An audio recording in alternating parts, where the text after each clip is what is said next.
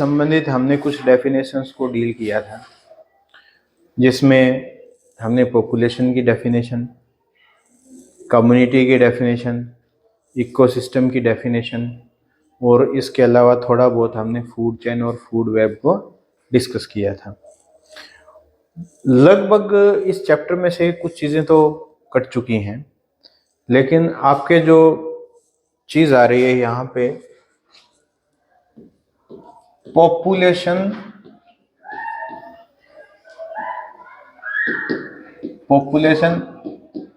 Attributes. अब attributes क्या होते हैं? एक तरीके से ये मान के चलिए कि जो कैरेक्टर्स हैं पॉपुलेशन को अगर हम स्टडी करेंगे तो उनके जो है वो क्या क्या कैरेक्टर्स को हम स्टडी करेंगे, ये चीज़ें हैं। अगर आप पॉपुलेशन एट्रीब्यूट्स के अंदर आप देखोगे तो सबसे पहला जो चीज़ आता है कि पॉपुलेशन साइज, ठीक है, पॉपुलेशन साइज है।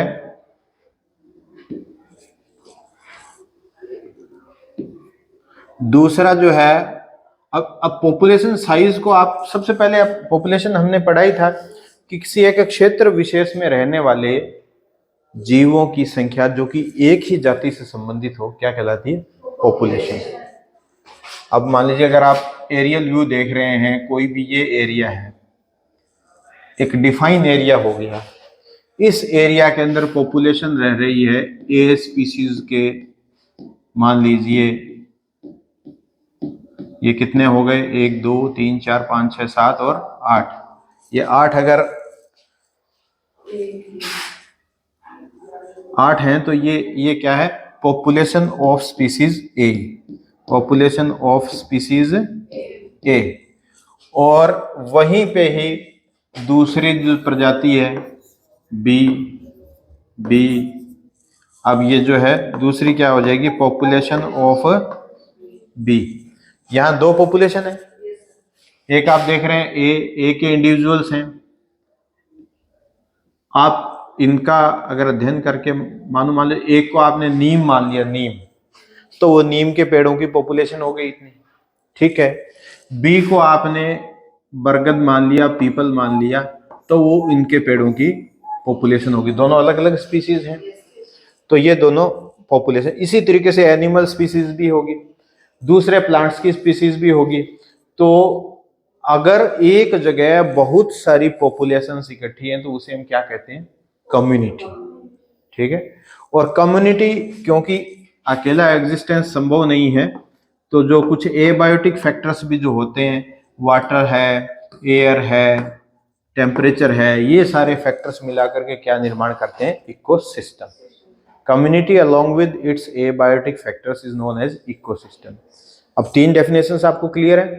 Population, number of individuals belonging to a specific species residing in a particular or defined area is known as population, okay, and a group of various populations residing in a defined area is known as community. इतना clear है? और community along with its abiotic environment known as ecosystem. अब ecosystem से संबंधित बाकी चीजें चलो आगे अगर चैप्टर में आएगा तो उसमें हम देखेंगे, लेकिन अभी जो चल रहा है हम केवल पॉपुलेशन की स्टडी कर रहे हैं। तो पॉपुलेशन के जो एट्रीब्यूट्स हैं, पॉपुलेशन साइज, तो पॉपुलेशन साइज को देखने के लिए आपके जो बुक के अंदर एक पर्टिकुलर जो चल रहा है टर्म, वो है पॉपुलेशन डेंसिटी। पॉपुलेशन डेंसिटी, और पॉपुलेशन डेंसिटी को किससे शो किया हुआ है? एन। इसके अलावा birth rate, death rate, immigration और ग्रोथ, इतनी चीजें आपकी बुक के अंदर डिस्कस की हुई। यानी अगर आपको population size, birth rate, death rate, immigration और ग्रोथ, इतनी चीजें आप डिस्कस कर लेंगे तो इस चैप्टर से संबंधित लगभग सभी चीजों को आप डिस्कस कर चुके होंगे। अब हम पॉपुलेशन साइज की बात करते हैं। पॉपुलेशन साइज, पॉपुलेशन डेंसिटी, कल भी मैंने आपको बताया था। आप ये मान के चलिए कि अब हमारे लिए एक यूनिट लेना जरूरी है। ये एरिया है, यहां हम इसको कुछ सेक्टर्स में बांट देते हैं, उसमें से आप देखोगे तो जो पर स्क्वायर कोई एरिया आ रहा है उसमें कितने इंडिविजुअल्स हैं, तो वो पॉपुलेशन डेंसिटी हो जाएगी। ठीक है, तो ये हो गया पॉपुलेशन डेंसिटी। अब इसके बाद पॉपुलेशन डेंसिटी को प्रभावित करने वाले कुछ कारक, कुछ फैक्टर्स बताए गए हैं। भाई ये पॉपुलेशन डेंसिटी है, यहां कुछ देखते जाना, इसमें अगर बर्थ हो रही है तो इस पर कैसा इंपैक्ट है, पॉजिटिव। ठीक है, इमाइग्रेशन हो रहा है, इमाइग्रेशन, तो उसका इफेक्ट भी कैसा है, पॉजिटिव। अगर यहां से बाहर जा रहे हैं तो वो क्या हो जाएगा, ई माइग्रेशन, वो कौन सा इफेक्ट है, नेगेटिव इफेक्ट है। और डेथ हो रही है तो उसका भी नेगेटिव इफेक्ट है, वो भी पॉपुलेशन में से इंडिविजुअल्स को कम कर रहे हैं। तो पॉजिटिव और नेगेटिव इंपैक्ट दोनों तरीके के हैं। अब birth rate, death rate, immigration rate और ई माइग्रेशन, चार चीजें, इन्हीं चीजों पे सारा खेल चलेगा आगे। अब जो एक चीज मैं आपको बता रहा हूं कि आप अगर नॉर्मल कंडीशन में बात करें, अब जैसे हर जगह के लिए कंडीशन अलग हो सकती है।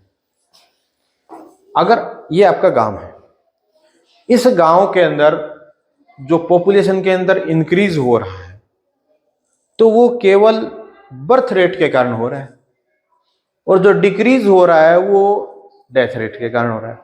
यहां इमाइग्रेशन और ई माइग्रेशन का केस इतना नहीं है।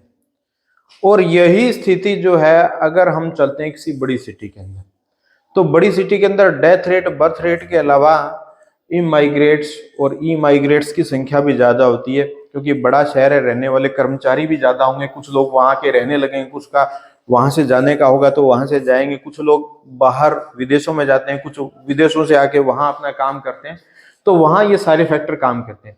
लेकिन इन नेचुरल कंडीशन आप केवल इतना ही मान सकते हैं कि ये जो दो फैक्टर हैं, बर्थ रेट और डेथ रेट, इनसे ही प्रभावित होता है। अब बर्थ रेट को क्या कहते हैं, दूसरा जो नाम है नेटेलिटी। ठीक है, और इसकी क्या है, मोर्टेलिटी। ये ध्यान रखना, ये नाम ये पूछे जाते हैं। तो अब हम बात करेंगे, अब ये इतने देख लिए कौन सा पॉजिटिव इंपैक्ट है, किसका नेगेटिव इंपैक्ट है। अब इसको हम जो है थोड़ा सा फॉर्मूले से हम कैलकुलेट करेंगे।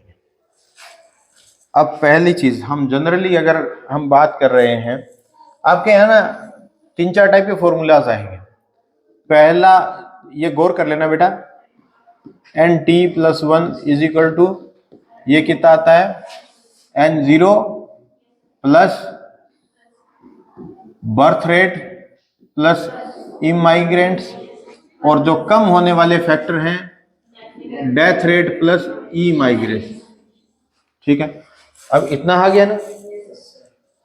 अगर हम हमारे यहाँ के केस में देखें, क्योंकि एक यहाँ पर छोटी पॉपुलेशन है और कोई बहुत ज्यादा आवागमन नहीं है, तो वहां के लिए ये चीज जो है ना, ये ई और आई ये कम मायने रखेगी। ठीक है, लेकिन फिर भी हम कुछ समझने के लिए बना, पहला फॉर्मूला तो ये है। दूसरा फॉर्मूला क्या है, dn अपॉन dt वाला है क्या, dn अपॉन dt अब इजिकल टू आर एन है।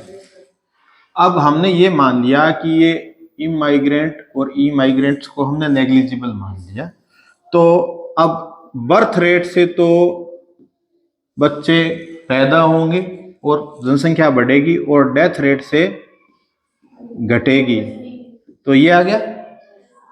और अब यहां पे क्या हो जाएगा, पहले वाली पॉपुलेशन है n। अब यहां देखिए n, dn का मतलब क्या होता है, देखिए n तो क्या है, पॉपुलेशन डेंसिटी है, और t टाइम है, dn का मतलब चेंज इन पॉपुलेशन डेंसिटी, और dt का मतलब चेंज इन टाइम।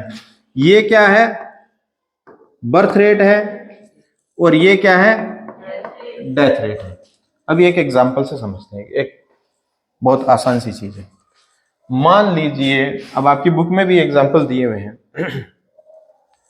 आप कोई पॉन्ड मान लीजिए, उसमें मान लीजिए 40 मछलियां हैं, और 40 मछलियों में जो है वो 1 साल के बाद 10 पैदा हो जाती हैं, नहीं, ठीक है, और 5 मर जाती हैं। तो देखो जरा, 10/40, ये कितना हो गया, 0.25 आएगा ना। तो ये इसकी कौन सी हो गई, परसेंट। और 5/40 ये कितनी हो जाएगी, 1/8।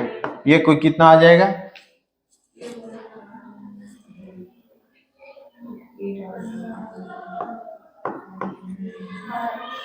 0.12 आएगा शायद, ठीक है, 0.125 आता है, ठीक है। अब 10 बढ़ी और 5 मर गई, तो टोटल जो है 45 हो जाएंगी ना। अब हम इस बर्थ रेट में से ये घटा देंगे तो नेट आ गया, उसको हम क्या बोलते हैं, आर। ये क्या आ जाएगा, अब देखिए, अगर उसी फॉर्मूले से बात करें तो यहां पर 0.25 माइनस 0.12, ठीक है। तो ये जो है वो आ गया आपका dN/dt, चेंज आ गया, बराबर इसको हमने R से रिप्रेजेंट कर दिया, और ये क्या हो जाएगा, N। तो R एक तरीके से क्या है, इसका नाम है, R का ध्यान रखना, R का नाम है इंट्रिंसिक ग्रोथ रेट, या इंट्रिंसिक इंक्रीज भी कहते हैं। तो आर का जो वैल्यू है ना, वो मतलब हर पॉपुलेशन के लिए बड़ा इंपॉर्टेंट है। आपकी बुक के अंदर नॉर्वे रैट और लोटस प्लांट या फ्रूट फ्लाई से रिलेटेड कुछ एग्जांपल दिए होंगे, तो उनकी बर्थ रेट और डेथ रेट को कैलकुलेट करिए, ठीक है, और उससे आर की वैल्यू निकालिए। आर की वैल्यू निकालना सीख गए ना आप। बर्थ रेट देखिए, डेथ रेट देखिए, बर्थ रेट में से डेथ रेट घटाइए, वो आर की वैल्यू आ गई। अब आर की जितनी वैल्यू होगी उसी हिसाब से पॉपुलेशन की ग्रोथ होगी ना। तो दूसरा फॉर्मूला हो गया ये, 2 फॉर्मूला तो ये हो गए। अब तीसरी चीज हम कुछ मैथमेटिकली कैलकुलेट करना चाहते हैं कि भाई पॉपुलेशन ग्रो कैसे कर रही है। उसके 2 मॉडल्स दिए हैं आपकी बुक के अंदर, उसको समझिए। 2 मॉडल्स दिए हुए, तो दोनों मॉडल्स में आप देखेंगे ना, तो एक तो दिया हुआ है एक्सपोनेंशियल ग्रोथ, और दूसरा दिया हुआ है लॉजिस्टिक ग्रोथ। एक्सपोनेंशियल ग्रोथ क्या होती है भाई, 1 से 2 और 2 से 4, 4 से 8, इस तरीके से बढ़ती है। हम मतलब ये, अगर हम इसमें ये माने कि कहीं पे कोई चेक पॉइंट नहीं है, यानी आप ये मान के चलो कि भाई पॉपुलेशन ग्रोथ हो रही है, उसको सारे जितने रिसोर्सेज की जरूरत है वो उतनी मिल रही है। तो ऐसे में ये जो कर्व आता है, ये है टाइम और ये है ग्रोथ, नंबर ऑफ इंडिविजुअल। तो ये कर्व आता है ऐसे करके, ऐसे बढ़ता है ऊपर फटाफट। ये एक्सपोनेंशियल ग्रोथ का कर्व है, इस पर पूछा जाता है। और इसका शेप कैसा है, इंग्लिश लेटर जे की तरह। इसीलिए एक्सपोनेंशियल ग्रोथ का जो कर्व होता है वो कौन सा शेप होता है, जे शेप।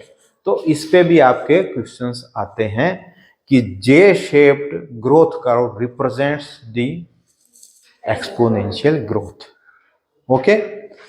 अब जो दूसरी जो चीज है, अच्छा इसमें हम ये मान के चल रहे हैं यहां पे किसी प्रकार का नियंत्रण है नहीं, रिसोर्सेज फुल हैं, तो फुल हैं तो वो ग्रोथ भी फुल हो रही है, लेकिन नेचुरली ये संभव नहीं है। तो उसमें एक दूसरा मॉडल आया कि ये तो हो गई इधर ग्रोथ रेट, और इधर जो है ये आ गया टाइम। ठीक है, तो यहां से शुरू में ये रहेगा, फिर ऐसी फेज आएगी और फिर स्टेबल हो जाएगी ऐसे। तो ये एक तरीके से रिप्रेजेंटेशन किसका है, एस का। ठीक है, तो लॉजिस्टिक ग्रोथ का जो ग्राफ है वो कौन सा शेप्ड है, एस शेप। और इसी को ही हम मानते हैं कि ये सही है। यहाँ पे एक चीज और आएगी, यहाँ पे हम देखेंगे आगे नेक्स्ट फॉर्मूला, यहाँ पर क्या लिखा था, कैरिंग कैपेसिटी। कैरिंग कैपेसिटी का मतलब ये है कि वो एक ग्रोथ, एक पर्टिकुलर ग्रोथ से ज्यादा उसको सपोर्ट नहीं करता है। तो यानी अगर हम देखें कि मान लीजिए कोई तालाब है और तालाब के अंदर मान लीजिए न्यूट्रिएंट्स, कोई भी न्यूट्रिएंट इतना ही है कि एक पर्टिकुलर संख्या से ज्यादा वो होने नहीं देता है, तो वो एक चेक पॉइंट हो गया। तो मान लीजिए तालाब में मैक्सिमम जो है वो 100 मछलियां हो सकती हैं, मैक्सिमम 100 हो सकती हैं। कैरिंग कैपेसिटी को हम कैसे रिप्रेजेंट करते हैं, मैक्सिमम 100 मछलियां हो सकती हैं। तो जब शुरू में मान लीजिए 5 मछलियां थी, तो 5 के बाद मान लीजिए थोड़ा धीरे धीरे 5 से 7वीं 8वीं, ठीक है, और फिर एकदम से एक्सपोनेंशियल फेज की तरह, जैसे ये बढ़ा था ना वैसे ये बढ़ा ना, यहां से यहां तक तो एक जैसा सही है। तो एक्सपोनेंशियल फेज की तरह बढ़ते हैं, बहुत तेजी से बढ़ते हैं, लेकिन 70-80 के आसपास जाते जाते वो वापस स्टेबल होने लगते हैं और 100 पे जाके वो क्या हो जाएगा, स्टेबल। अब जब 100 पे पहुंच गए तो उसके बाद जो है वो बर्थ रेट और ग्रोथ रेट लगभग बराबर होकर के लगभग 100 मछलियां उस तालाब में रहती हैं, जितनी पैदा होती हैं लगभग उतनी मर जाती हैं, तो वो एक स्टेबल रहेगा। इसके लिए एक टर्म दिया हुआ है आपकी बुक के अंदर इस फेज के लिए, एसिम्पटोट। और हम सामान्य समझने में बोले इसको स्टेशनरी फेज, ये स्टेशनरी हो गई, स्थायी हो गई। ठीक है, ये क्या है, एसिम्पटोट है। अच्छा, इसमें देखिए इस फेज को बोलते हैं लैग फेज, धीरे चलती है। इस फेज को बोलते हैं लॉग फेज या एक्सपोनेंशियल फेज, जो तेजी से चलती है और यहां जाके स्थिर हो जाती है, इसलिए उसको स्टेशनरी फेज या एसिम्पटोट बोलते हैं। अब दोनों तरीके की ग्रोथ के लिए हमारे पास फॉर्मूला है। इसके लिए क्या है, dN/dt is equal to N0, ये नेचुरल लॉग है, इसका है R और T। R क्या है, इंट्रिंसिक ग्रोथ रेट, ठीक है, और T है टाइम। ये एक्सपोनेंशियल ग्रोथ का फॉर्मूला है। अब इसके बेसिक में जाएंगे ना, अगर आप बेसिक में जाएंगे तो आप बहुत सारी मैथमेटिकल कैलकुलेशन करेंगे, लेकिन आपके लिए क्वेश्चन जो है इस फील्ड के अंदर इतना नहीं पूछा जाता है। तो आपको एक्सपोनेंशियल ग्रोथ का फॉर्मूला याद होना चाहिए, उसमें पता होना चाहिए क्या क्या चीज है। देखिए, this one is change in population density, this one is change in time, and this one is at population density at time 0, okay, and this one is base of natural logarithm, और ये क्या है, intrinsic growth rate है, और ये क्या है, time है। इन सब का पता है, ये आप नोट कर लीजिएगा अच्छी तरीके से। तो ये किसका हो गया, एक्सपोनेंशियल ग्रोथ का। इसके बाद हम लॉजिस्टिक ग्रोथ की बात करें तो उसके लिए एक फॉर्मूला है अलग से, dN/dt is equal to N, ठीक है, ये भी कौन सा, Rn। तो ये तो लगभग पहले वाला सही है ना। यहां पर हम एक फैक्टर और ऐड कर रहे हैं, कैरिंग कैपेसिटी। उसके लिए जो फॉर्मूला चेंज हो जाएगा, कैरिंग कैपेसिटी है K minus N upon K, ये वैल्यू हमेशा 1 से कम रहेगी, ठीक है, 1 से कम रहेगी। समझ में आया आपको।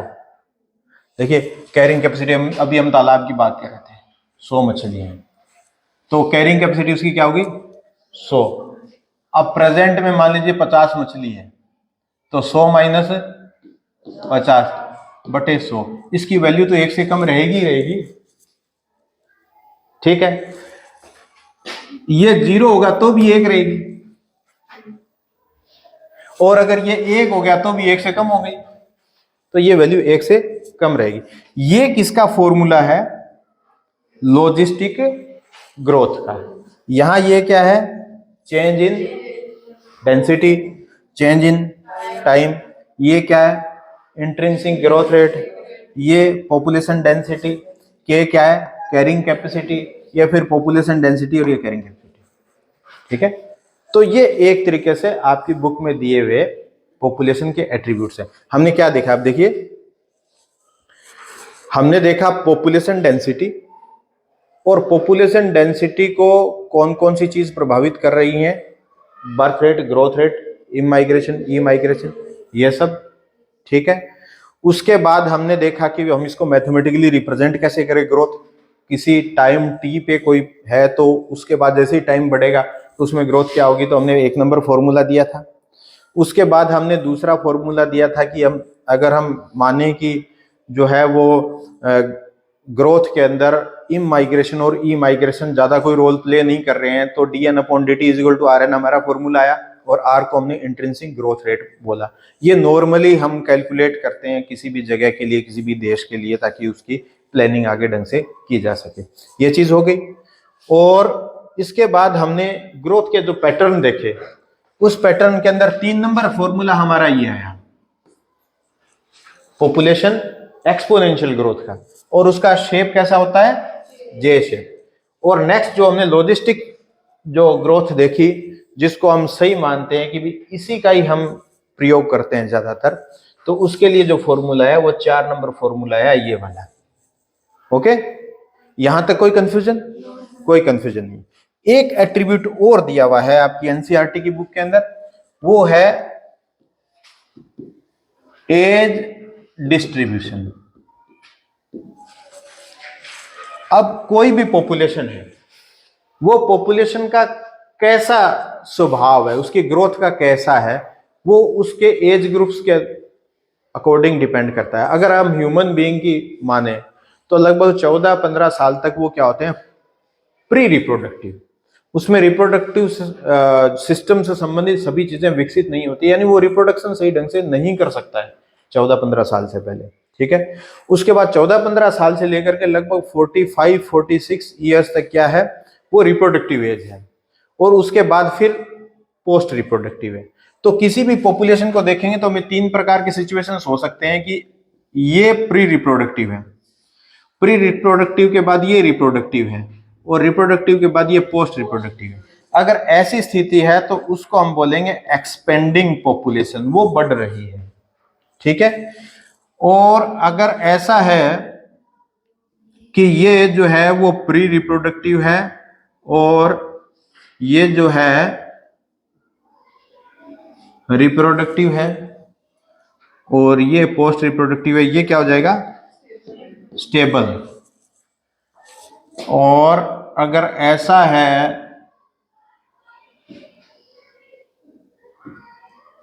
तो ये क्या हो जाएगी, डिक्लाइनिंग। यहां पर प्री रिप्रोडक्टिव कम है, तो नेक्स्ट आने वाले समय में बर्थ रेट कम हो जाएगी, तो इसलिए पॉपुलेशन डिक्लाइन हो रही है, डिक्रीजिंग हो रही है। तो ये चीजें आपको ध्यान में रखनी है। ये कौन से हैं, प्री रिप्रोडक्टिव, और ये क्या है, रिप्रोडक्टिव, और ये पोस्ट रिप्रोडक्टिव। सब में यही 3 फैक्टर्स हैं। तो इतने ये सारे के सारे क्या हैं, पॉपुलेशन एट्रीब्यूट्स। अभी कितना समय बचा है, 5 मिनट है। वो इंटरेक्शंस बताऊं या आगे करेंगे, नेक्स्ट में करोगे? चलो, आज बहुत है इतना, कोई कंफ्यूजन?